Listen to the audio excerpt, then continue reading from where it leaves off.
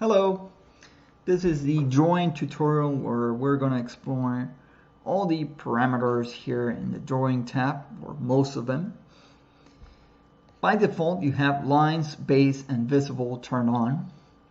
Lines, obviously, if you turn it off, it's going to take away all the lines that are at display. But if you click off base, then you'll see that base formation will disappear, which is something I like to often change when I'm working on designs, to add or take away the base depending on what I'm looking for. Visible, this one comes in handy when you're working with multiple layers, and for any particular reason there's a specific layer that you want to hide. Then you click visible, you turn it off, and that will hide that particular layer. All right, so you can play with that, click on it, and see how that particular layer adds to your design. Here you can feel the shape, so the color will be dictated by the color selector for this specific parameter here. Now let's say that I click on points. It's going to add all these points to the geometric formation. If I click on base points, focus on the center of the canvas, you'll see that a new point is added at the base. Now, if points are off, then the base point is going to be off by default as well. But let's add points. And here you have the line weight. So if you want to increase the line weight for a more bolder type of drawing, then you can go ahead and do that. All right. The point radius, so if you want to increase the size or decrease the size of the points, this is where you go ahead and do that. Okay. Point arc length, check what this does. So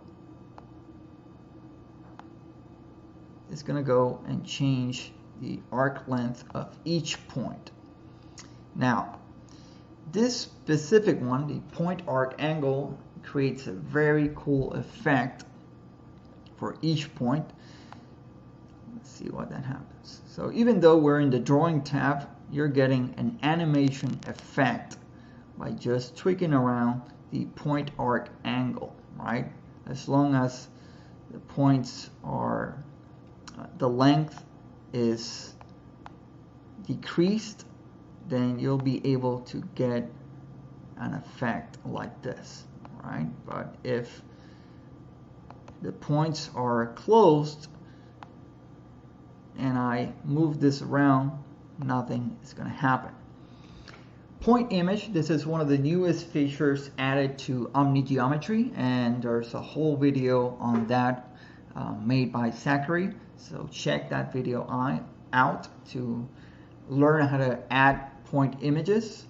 So instead of just having these points, right, you can add an image as a point, and that just brings about a new dimension to your design, because any image that you can use will now become the point. All right. Scene zoom. This is a feature that I love, especially when it comes to tracing.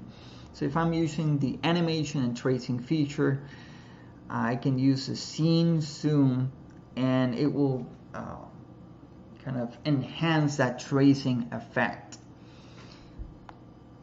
But also, if you're working with canvas size and you're working with a big canvas, this might come in handy to decrease or increase. All right.